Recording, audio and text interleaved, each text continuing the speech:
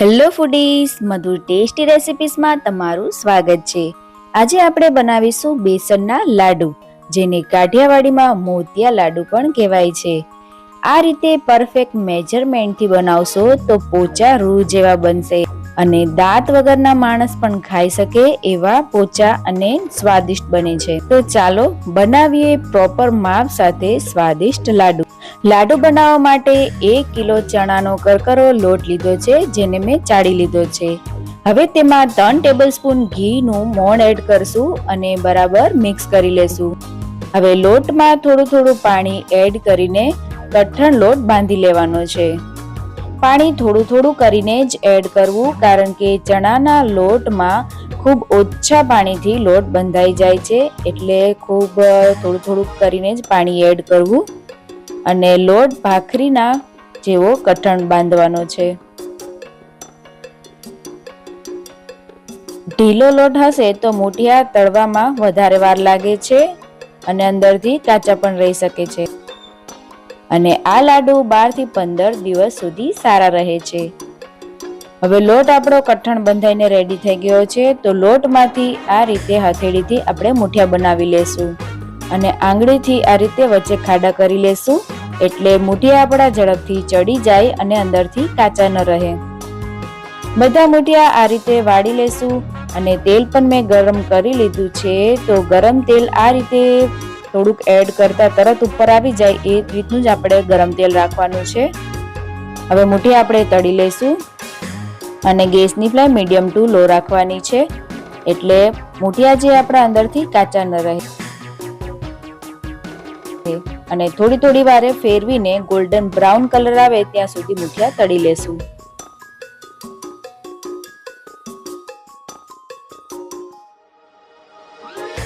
આ જ રીતે આપણે બીજા મૂઠિયા પણ તળી લેવાના છે। હવે મૂઠિયા ઠંડા થઈ જાય એટલે તેને આ રીતે કટકા કરી દઈશું, એટલે પીસવામાં પણ આસાની રહે। હવે તેને પીસી લેશું।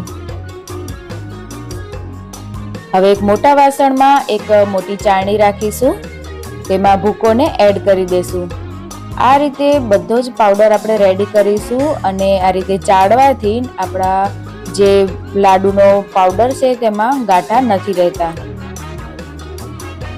હવે આ વધેલા ભૂકાને પણ ફરીથી એકવાર મિક્સર જારમાં પીસી લેશું અને ચાળી લેશું।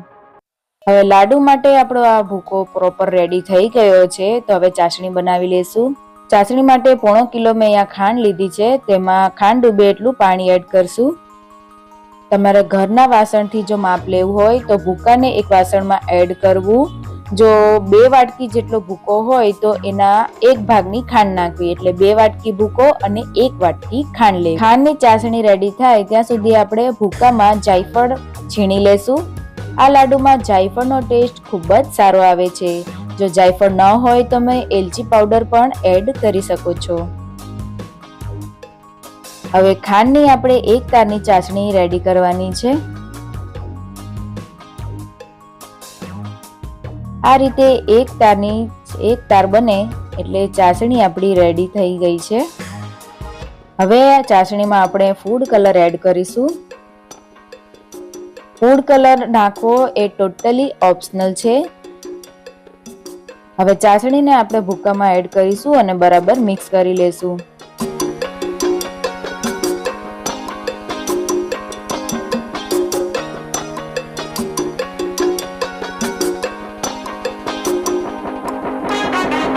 આ રીતે બધું મિક્સ થઈ જાય એટલે તેમાં 3 ટેબલસ્પૂન જેટલું ઘી એડ કરશું।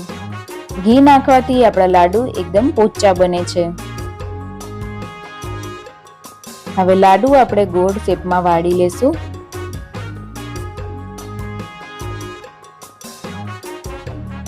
તો રેડી થઈ ગયા છે આપણા પોચા રૂ જેવા છે, દાંત વગરના પણ ખાઈ શકે એટલા પોચા અને સ્વાદિષ્ટ એવા મોતિયા લાડુ। આ લાડુ હું તમને તોડીને પણ બતાવું કે અંદરથી કેટલા પોચા બન્યા છે આ લાડુ। તો તમે જોઈ શકો છો ખૂબ ટેસ્ટી અને પોચા એવા મોતિયા લાડુ બનીને રેડી થઈ ગયા છે। હવે બીજા લાડુ આપણે બનાવીશું ચૂરમાના લાડુ પ્રોપર માપ સાથે।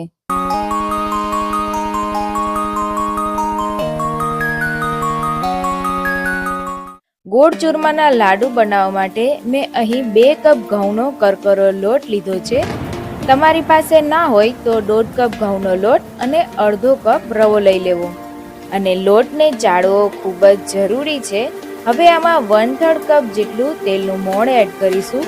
જો તમારે તેલની જગ્યાએ ઘીનો યુઝ કરવો હોય તો 1/3 કપ ઘી એડ કરવું.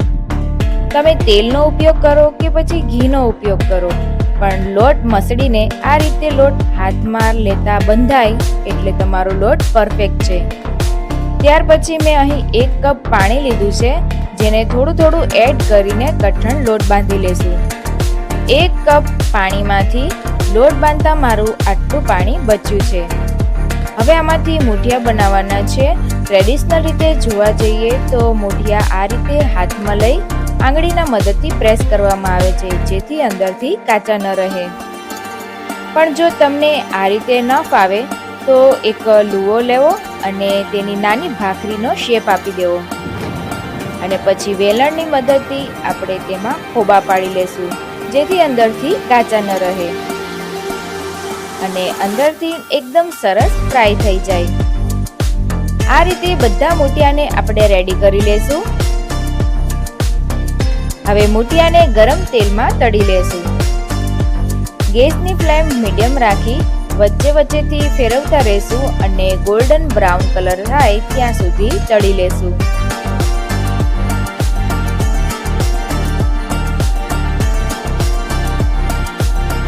તો અહીં મૂઠિયા પણ આપણા સરસ તળાઈ ગયા છે. તમે જોઈ શકો છો કે આ મૂઠિયાને એક પ્લેટમાં કાઢી લેશું.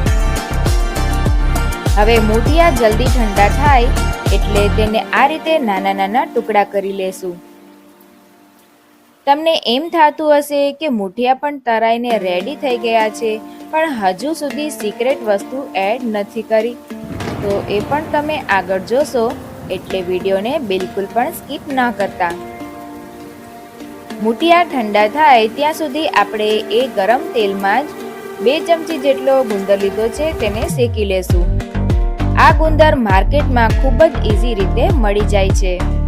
લાડવામાં ગુંદરનો ટેસ્ટ ખૂબ જ સારો આવે છે. ગુંદર પણ આપણો શેકાઈ ગયો છે, તો તેને પણ એક પ્લેટમાં કાઢી લેશું.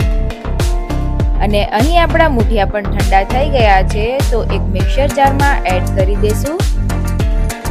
પીસાઈ જાય એટલે ચોખા ચાળવાની ચાળણીથી ચાળી લેશું, એટલે ચૂરમું એક સરખું રેડી થાય. ચૂરમાને ચાળ્યા પછી આ રીતે કડી કે પછી મોટા મોટા ગાંઠા રહી જાય છે, તેને ફરીથી મિક્સર જારમાં એડ કરીશું અને બાકીના મૂઠિયા સાથે ગ્રાઇન્ડ કરી લેશું. હવે એક પેનમાં 2 ચમચી ઘી એડ કરીશું અને ગેસની ફ્લેમ આપણે મીડિયમ ટુ લો જ રાખવાની છે. ઘી ગરમ થાય એટલે થોડા ડ્રાયફ્રૂટ એડ કરી ફ્રાય કરી લેશું. લાડવામાં કાજુ બદામને આ રીતે ફ્રાય કરી એડ કરવાથી ટેસ્ટ ખૂબ જ સારો આવે છે. થોડી સૂકી દ્રાક્ષ એડ કરીશું. ડ્રાયફ્રૂટ પણ આપણા અહીં શેકાઈ ગયા છે, તો તેને પણ પ્લેટમાં કાઢી લેશું. હવે આ જ પેનમાં 1 ચમચી ઘી એડ કરીશું અને અડધો કપ બેસન એટલે કે ચણાનો લોટ એડ કરીશું. ગેસ લો ટુ મીડિયમ જ રાખવાની છે. લોટને સરસ શેકવાનો છે. કન્ટિન્યુઅસલી આ રીતે હલાવતા રહેવાનું છે, કારણ કે ખૂબ જ ઓછી ક્વોન્ટિટીમાં છે એટલે તરત જ શેકાઈ જશે.